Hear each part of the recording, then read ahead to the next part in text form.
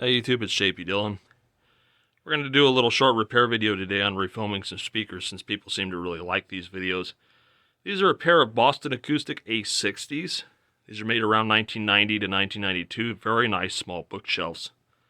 But as you're about to see, like many of the speakers of the day that like to use polyurethane foam on the surrounds, the polyurethane foam just disintegrates and you get that. So we're going to go through the process of refoaming these, and then we should have some nice little speakers. Clean them up. Definitely worth it. If you pick up a set of these things, you'll be very pleasantly surprised. It's the New England sound without being incredibly expensive. They're not at Advent prices yet. They're not at AR prices yet. A60, A100, 120, etc. All really nice speakers. So let's hop to it.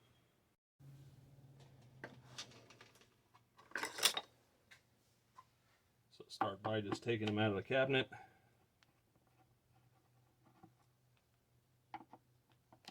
Four screws, and they come up. And with these woofers, you're going to see a funny looking gasket that may just be haphazardly placed around the edge. I'm knocking everything over today. Just ignore that. Don't lose it. Don't get rid of it. You're going to need it. But don't freak out if it's off center or weird looking. I'll show you. See how it's just kind of placed in here? That's just how they are. These ones are marked red and not red, so just keep a note of that. While you're in here, pick and pluck out any bits of foam surround or anything like that. Oh, there's a date in here.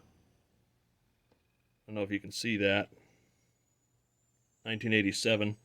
So these are very early ones. Typically the ones that I've seen have been from the 90s towards the end, I guess. Now let's get rid of the cabinet. And you can see the messy workbench. Oh God. Alright, so let's switch camera angles here. Alright, so let's start clearing away our old crusty surrounds. I'm just going to put everything in the cone if possible. Simplifies cleanup. You just dump the cone out into the garbage. When they're dry and powdery like this, I recommend that you wear a dust mask at the very least. Of course, now they're going to yank my channel because I've said the M word. Anyways. You don't want to inhale this particular garbage. It's going to mess with you. So just some sort of filtration for your lungs. You can see it's all just kind of crumbling apart here.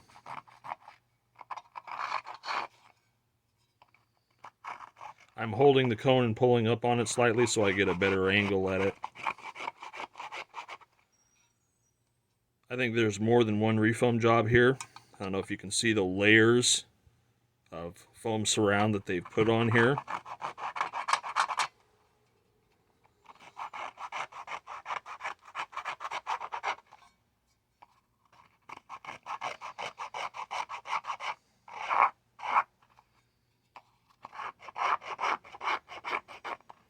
Now you don't have to get crazy with this, but you do want to scrape away enough of the old garbage that there's a good surface to adhere the new surrounds to. And then I'm going to go around the edge here and remove the little bits of surround still stuck to the edge. I'm just going along the edge flat with an X-Acto. Not too much pressure so as not to dig into the cone.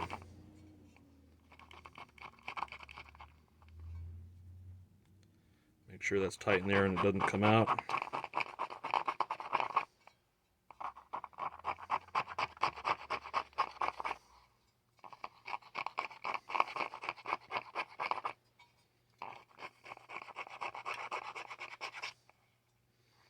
Okay. Just run my finger along here, make sure there's no particulates left over. And then we'll do the edge. Now, depending on how impatient you are and how good you are at not stabbing yourself with an X-Acto knife, and in fact, I break the tips off mine so that I don't end up harpooning myself, You can go along the edge here like this and scrape all this off. It's going to take you a while. But what I like to do instead is just grab a sharp chisel and just work at it that way. Goes a lot quicker. But I can understand if you got limited tools, you can do it with the X-Acto. It's just going to take you a lot longer.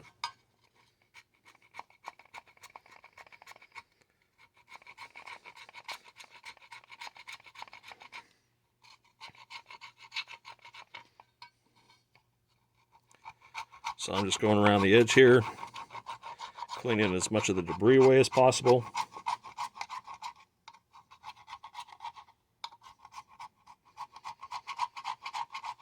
Now, if you want to, you can use solvents to dissolve all this garbage. I don't recommend it, because if you accidentally get it on the cone, you can dissolve the cone. If you get it on the spider or the dust cap or something like that, you can damage that too. It's better just to scrape it away. Although solvents like acetone and things will break this down, it's better just to do it this way.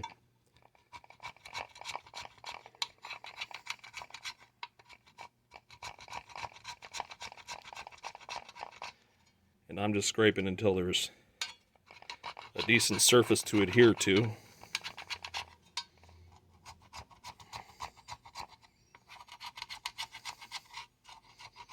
We're about halfway done with this one, as far as cleaning it up.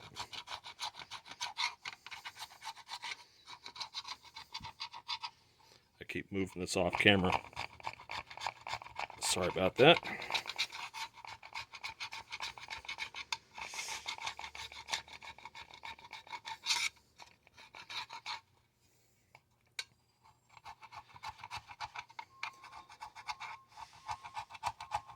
Now, if you want to watch the master, you go to Speaker Freak 95's channel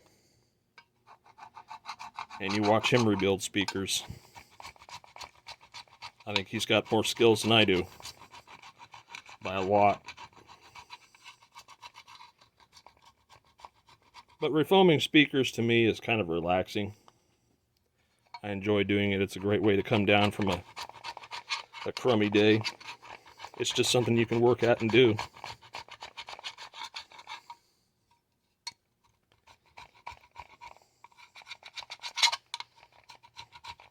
Almost done. Making sure all this is cleaned up.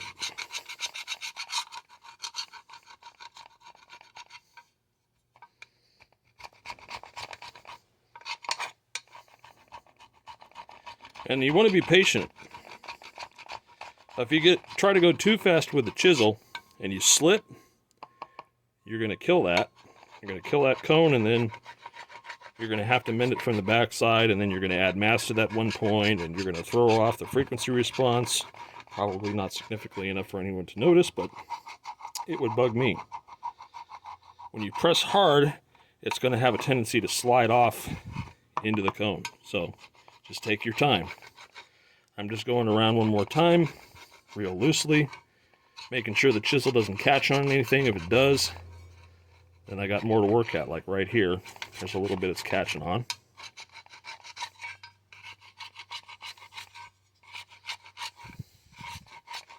Isn't this exciting? Okay.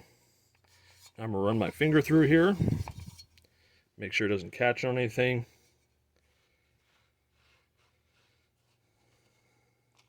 Use the cone as my trash can. Just put everything that accumulates into here. And we'll go dump this out. Alright, so now that we got this dumped out, I hope you bought a good surround kit from Simply Speakers or Springfield Speaker or something like that. Check your fitment.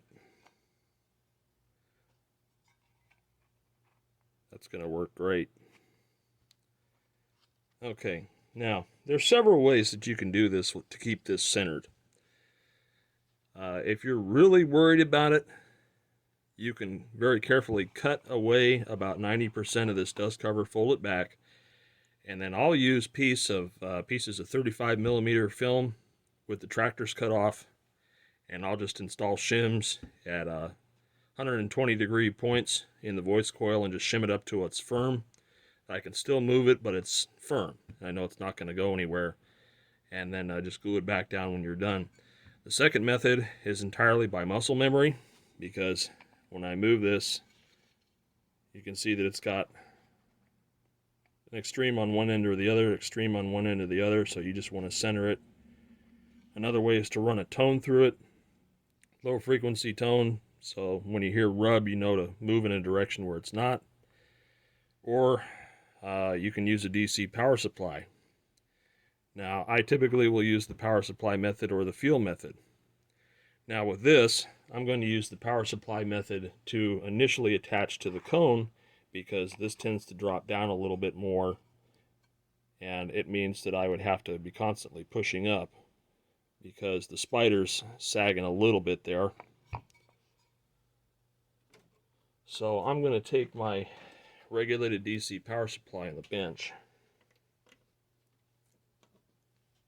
and you only need about 1 to 2 volts. It's not very much. Bear with me a moment. Let me get some test leads.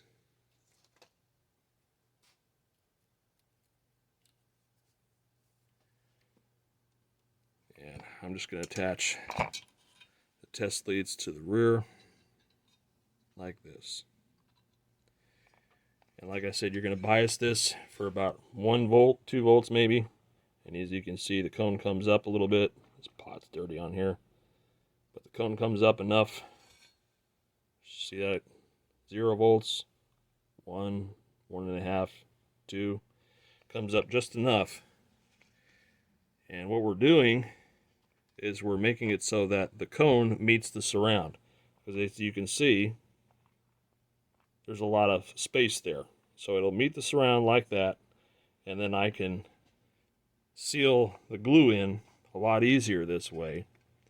You don't want to put a lot of voltage on it, because otherwise it just goes all the way up and then you end up cooking it. Only a couple volts, just enough so that the cone touches the back of the surround. Easy, right?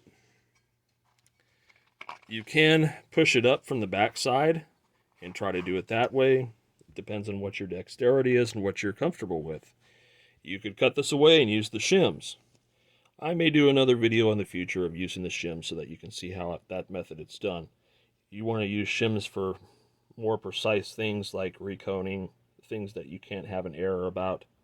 So let me show you how I apply the glue. You don't want to use a whole lot. You shouldn't need to use a whole lot. Just a small bead of it.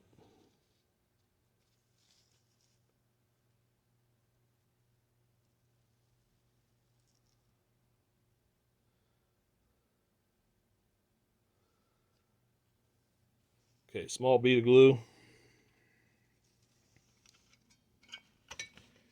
We're going to turn our voltage to 0 and set the surround centered on the basket. Just like that, just center it. And slowly turn the voltage up and watch how it centers itself. And now it bumps into the surround. And now I'm just going to lightly push down to seat the glue. Don't have to push really hard.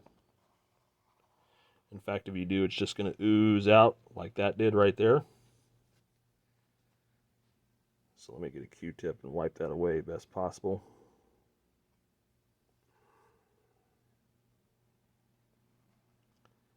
That's why you don't want to use a lot of glues. It's just going to make a mess.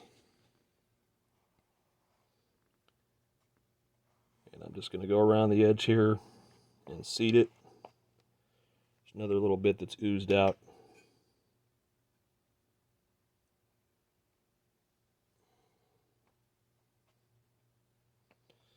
Now the glue I use is the black rubberized adhesive you get from Springfield Speaker Repair. It's their professional grade adhesive. It ain't cheap, but it sure does work so well. It gets tacky fast, it sets up fast, it makes doing this at high volume numbers of speakers really quick. And now what I'm doing is I'm putting my finger on the back side and I'm applying a little bit of light pressure. And that's going to seat it faster. Now, if you use the clear glue that Simply Speakers provides, that comes in the little white tube, you're going to find yourself babysitting this a lot more. You're definitely going to have to make sure that it's seated at all times because it has a tendency to curl up on you. So you're going to have to babysit this a lot more. And we're just going around the edge until this doesn't show any signs of peeling up anymore. It's looking pretty good. It's almost set up. Got a little bit of dust and dirt here, but we'll clean that later. I'm just applying pressure in a circle, not too much, just enough to seat the glue. That's all we're doing. We're not mashing it into the cone. We're not doing anything that's going to create a mess or have the glue gush out onto the cone. We're just seating it. Light pressure. And that's pretty much that step of it. We still have to attach the basket, and that's where the centering is going to come in. As you can see, I have slop here, and I have no slop here, so I'm going to have to favor moving this a little bit this way where my thumb's tapping. Likewise, there's a lot of favor over here, so it's going to have to get moved that way as it dries to center it.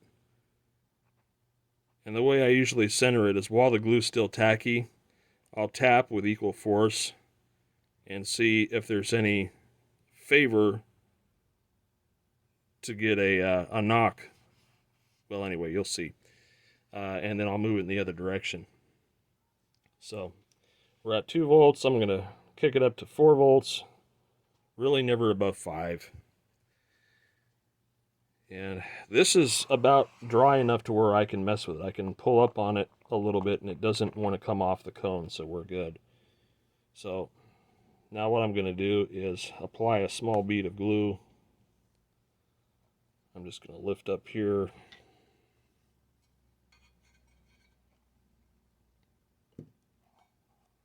And you want to get it as close to the inner edge as possible.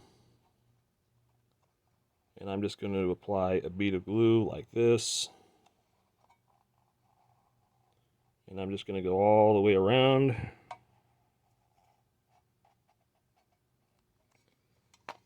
And of course it's going to come off the power supply, so we'll just do this quicker. Bead of glue all the way around. Don't really need the power supply anymore anyways. It just makes it easier to apply the glue. Alright, so I got it all the way around now. So now what we have to do is keep it centered. So I'm going to do a quick swipe here to get the glue tacky and seated. And then I tap. I tap a little harder until I hear a ring. That's the voice coil smacking, so then I'll go the other side. None, none, none. Alright, so it needs to go that way. Move it very slightly, you don't need to move it very much. We'll press down on this again to seat it again.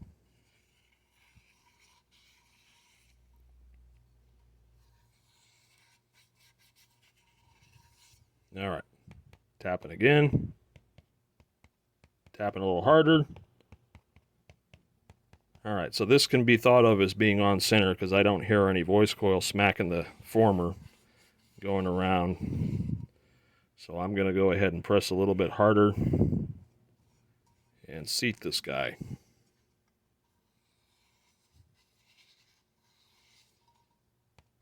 And I keep rechecking my work because there's a good chance that if you're messing with this, it's going to shift.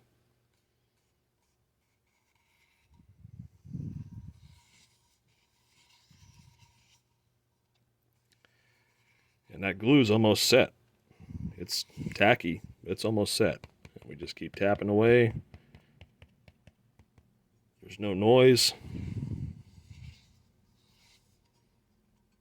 then I'll check going up and down. There's no rub. Very good.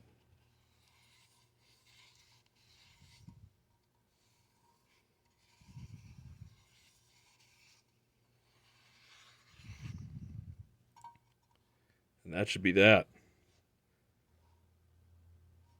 So what'll that take us? About 20 minutes? Yeah, about 20 minutes for one woofer.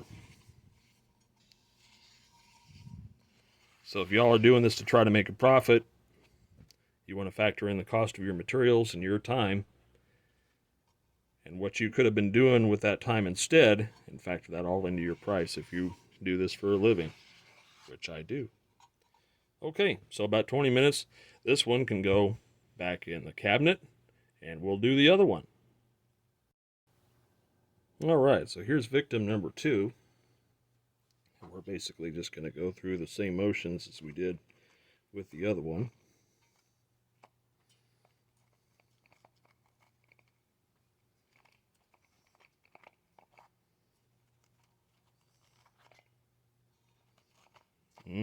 Polyurethane powder.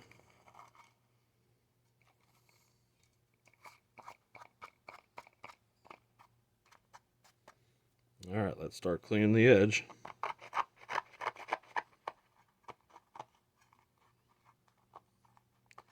Yeah, definitely multiple layers here. So these were probably refoamed once already. And then the guy didn't clean up enough of the old garbage.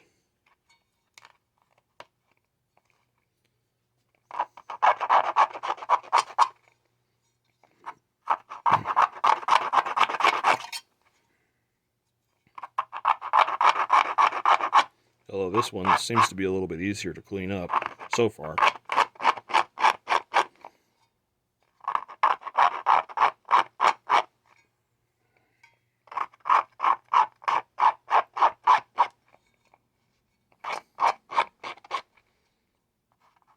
Yeah, this one's going to go a lot faster. The glue ain't holding on as tight. Now, it's interesting to see stuff like that when you've got two speakers in what's presumably the same environment, the same house, and one will deteriorate in a different way than the other.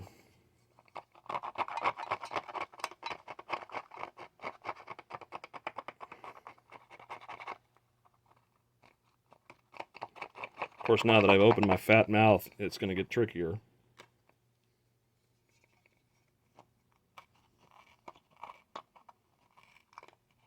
It's going along the edge, taking out the old glue. I'm using kind of a sawing motion on this along with the X-Acto so that it's not catching. It's just going through it.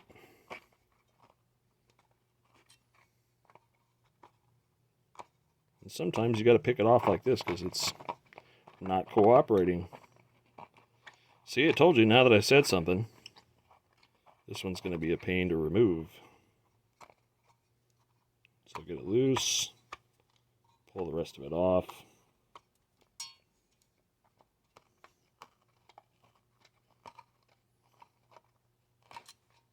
And if you're new to refoaming speakers, start on a pair that you don't care about. Go to a thrift store, go to some yard sale, back alley, get some crummy white van speakers or something. Just do something you don't care about.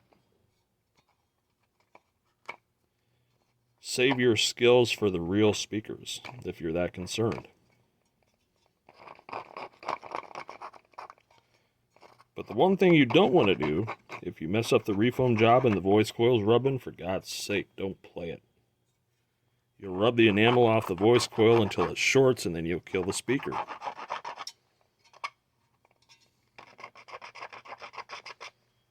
Okay.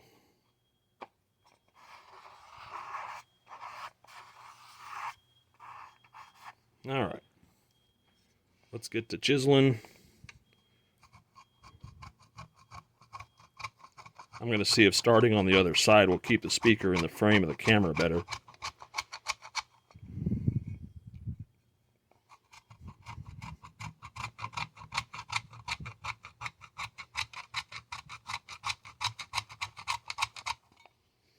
Yeah, the glue on this one's definitely a lot looser. Well, anyway, getting back to what I was saying earlier, you could have two speakers in the same environment deteriorate differently, And it's little tiny weird factors. Like, was one getting bombarded by UV? It was in the sunlight. One near an open window or a back door. They'll all accelerate the wear. And heavy smog-prone areas tend to deteriorate the polyurethane faster. So there's obviously pollution in the air that's killing these faster. Because around here in San Diego, the highest concentration of smog is in Alpine, California, because the way the mountains are shaped, the wind's always blowing out of the west, the smog gets trapped up in Alpine. So all the speakers that I ever see come from rural East County, like Alpine or something like that, they're always the worst. They're the most heavily deteriorated. Whereas the ones that are kind of in the nice rural countryside, like up in the mountains, those will still be mostly intact and playable at a low volume. The surrounds haven't completely deteriorated yet. They're just getting there. So it's interesting how our environment has an effect on how these things deteriorate. I'm sure if you're up in a heavily smog area like San Fernando Valley or something, that the speaker death rate's probably a lot higher. Maybe some of y'all in that area can chime in and give your thoughts and opinions in the comments.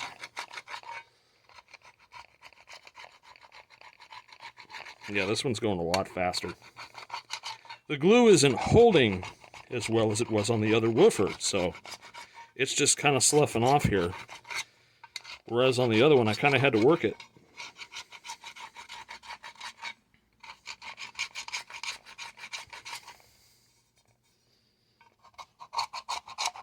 Just do one more pass here just to be sure.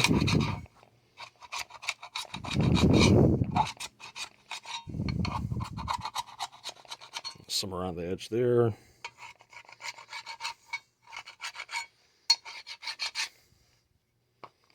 Just roll our finger around it. Looking pretty good. Alright, let's go empty this in the trash. Okay, there's our dusted off woofer.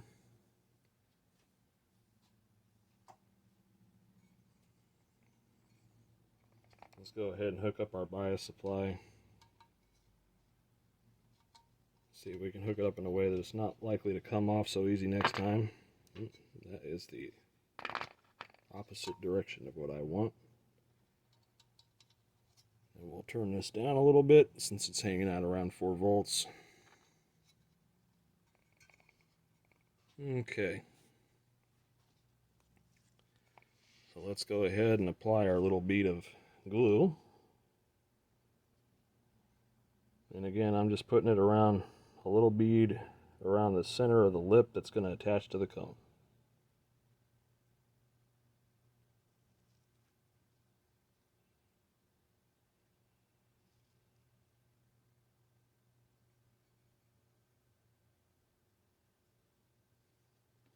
You don't need a whole lot. Okay. Now this one is going to be different because this one doesn't have the saggy spider.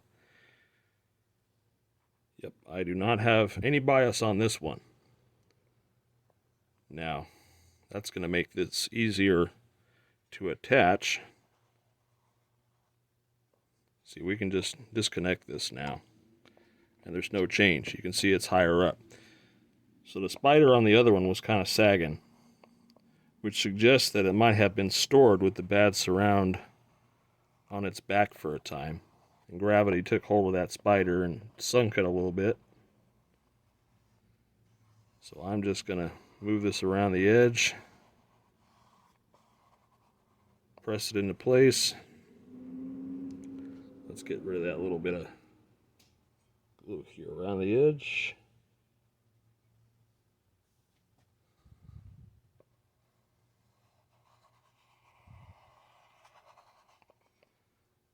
Yeah, this one's just going so much faster. Camera says we're only into this 10 minutes. Now granted, we do have a little minute or two of taking it out of the cabinet, which was not on camera. But it certainly didn't add any 10 minutes to it. That's almost done. Gonna give it a little bit. Come back here with my finger and press a little firmer to seat it.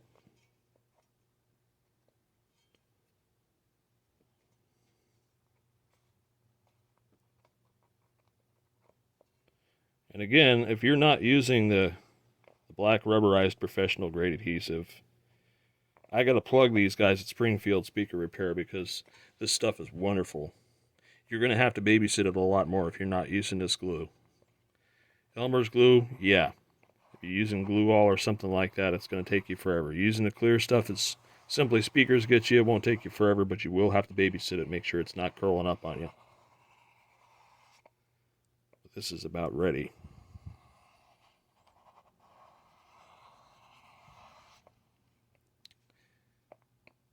And this one's still got a little bit of favoritism over here, whereas it's resting here. That's definitely spider because gravity doesn't change it unless I like turn it on its side. Okay, let's go ahead and get the remaining glue around the edge. One last time, let's make sure this is seated properly. Now, I know what you're thinking. You could be using the bias supply in reverse bias to pull the cone down and seat it against the basket. Yes, you can do that. If you've got a spider that wants to favor this being upward like this, you can use a reverse bias to pull it down, not hard, just against the basket to help you center it. In fact, why don't we do that so you can see how that works? Let me hook this up. And we'll just do the reverse. If my hands can function today, we'll get these clips on here. And we'll play with that idea. So let me get the bead of glue. Again, we're just going to lift up a little bit here, not too much. And we're going to put our bead of glue around the edge.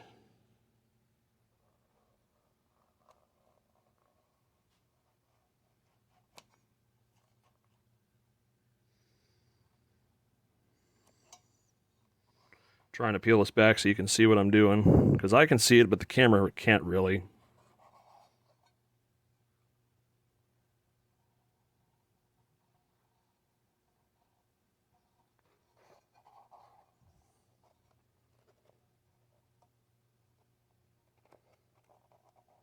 All right. Now we'll apply, again, about 2 volts negative, and now the surround has seated. Pull down here and it'll seat on the basket. Not too much, so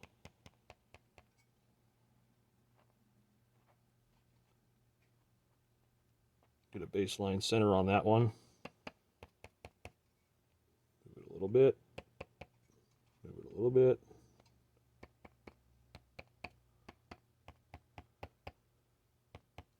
Now this is going to throw off the tap method a little bit because you are pulling this down in and changing the angle.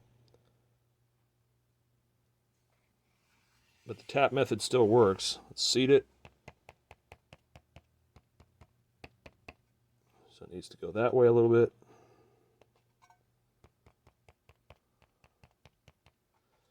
All right. No more noise. Let's go ahead and seat it.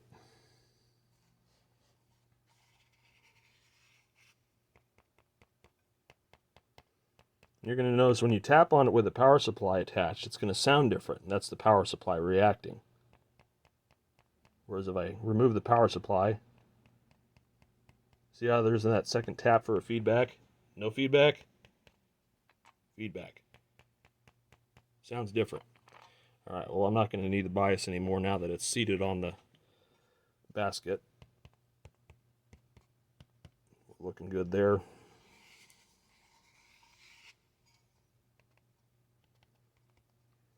Now, if you push on this, you'll get the same result where it'll favor rubbing on one side more than another, but that also means that you could be pushing it this way with your finger, so that's why I do the tap.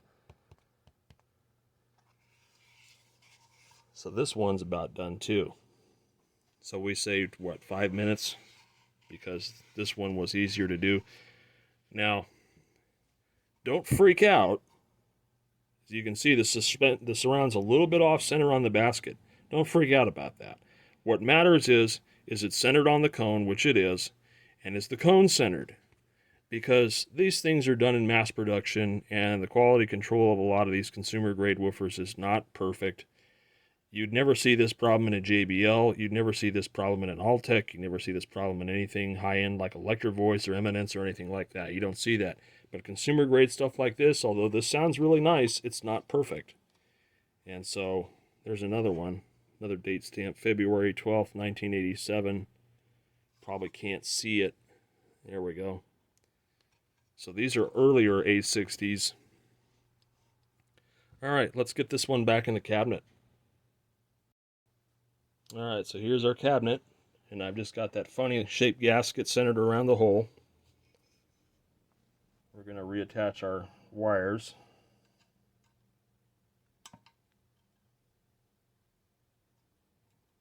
And then we're going to seat this. Line up the screw holes here. And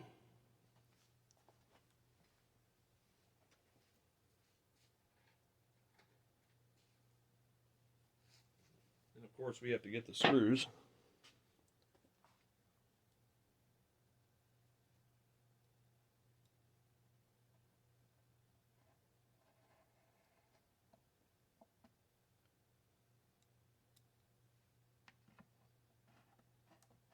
Just put them right in here.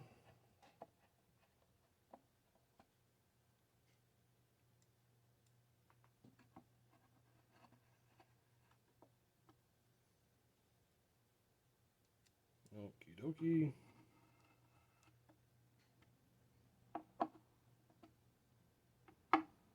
Snug them all down. We're good. It's in the cabinet. All right. Let's shine some light on it here. So there's our happy refoamed woofer. So the next thing let's do is let's hook both of them up and sweep test them one at a time. Make sure there's no buzzes or rattles. Okay, so we got it hooked up to my bench amp. And we got it hooked up to the signal generator. So we're going to start real low, let's say about 20 hertz. And we're going to start off at, let's see, do about no more than 20 watts. We'll see if we can get into the side here so you can see some movement.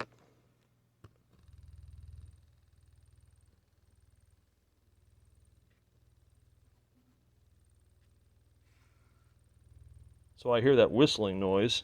I don't know if you can hear that. So we give a press and make sure that there's nothing about our work on the surround that changes that.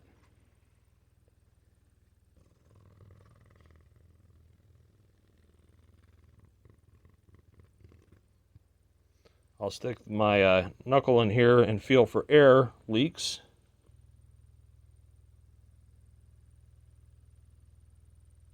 It doesn't appear to be here. So let's tighten or loosen a screw and see if it gets worse or better.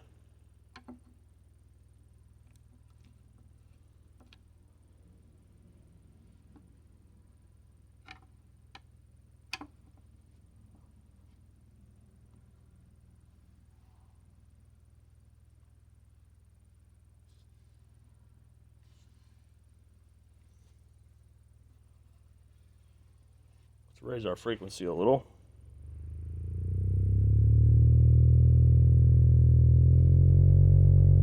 This is about 20 watts. Go down to 10.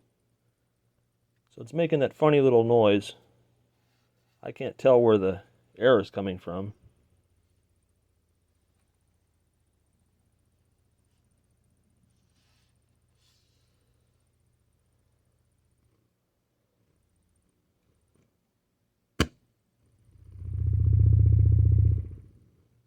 That's about 120 watts right there. Don't want to do that for too long.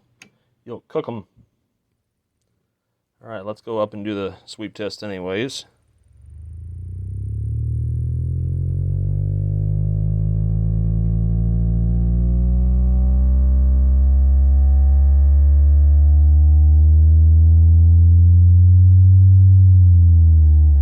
Interesting how it goes away at about 80 hertz.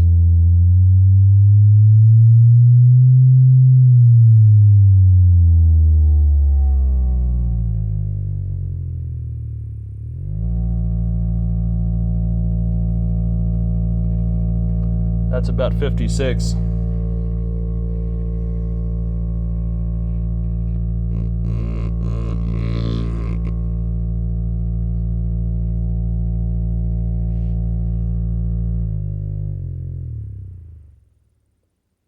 Yeah, it's just that weird little pin whistle sound. It's got a good air seal. The woofer returns very slowly. So it could be that funky seal, could be leaking air past the screw or something. I can't feel it. But let's move on to the next one. Or actually, let's just do a quick sweep and make sure that everything's full spectrum here. So I'm going to turn this down, and we'll start at 10. Next scale.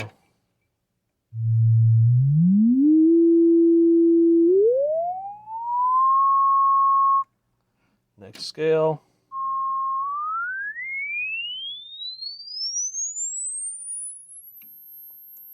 That's 12. 15. Yeah, I can't hear past 15. Okay, so all the drivers are working on this one. Let's go to the next one. Okay, here's the other speaker. Let's hook this guy up. And we'll run the same test on him.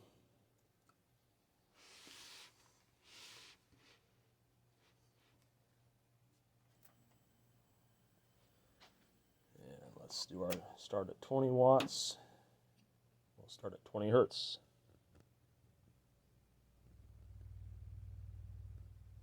That one doesn't have a whistle, but it does have a little strange noise there too. It's probably that funny seal, how it seals the woofer into the cabinet. Since the basket isn't a flat back, it's a U-shaped back, they have the gasket sink in there to cover the air spot.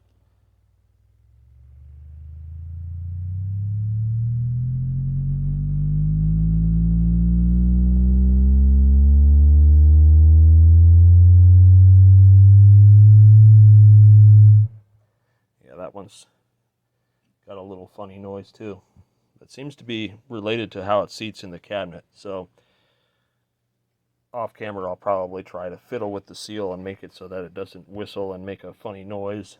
But we go back down to 2 here, or 10. Can't really feel where it's coming from. I can hear it. You can probably hear it on camera too.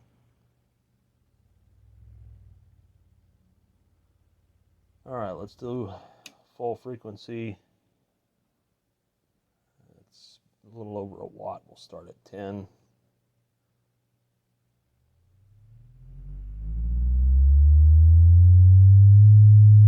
Next scale.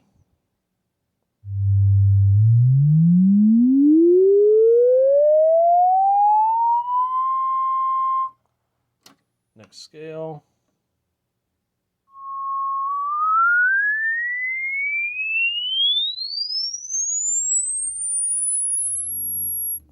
Next scale.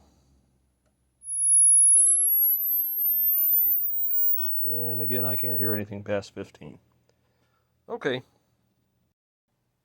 Okay, so it was true that the seal on one of them was not quite in the cavity like it was supposed to be, so when I reseated that, then everything became happy again. And so now when you crank it up, you don't get that stupid whistle.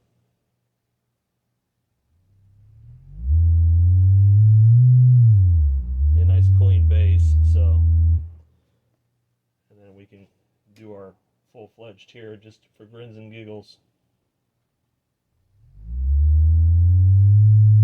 Next scale.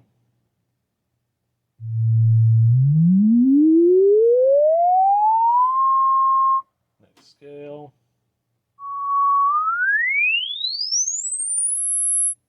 Next scale. So these are happy. These will be good little bookshelves. I'd play some music, but the copyright people would probably come after me and I'd get a strike. So, but that, I hope, is a useful video in showing you how to refoam your Boston A-60s. These are great little bookshelf speakers. I'll get some use out of them, but they'll probably go up for adoption. So, at any rate, thanks for watching the video.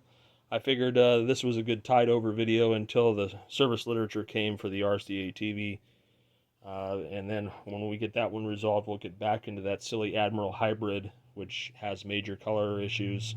But yeah, so thanks for watching. More stuff to come.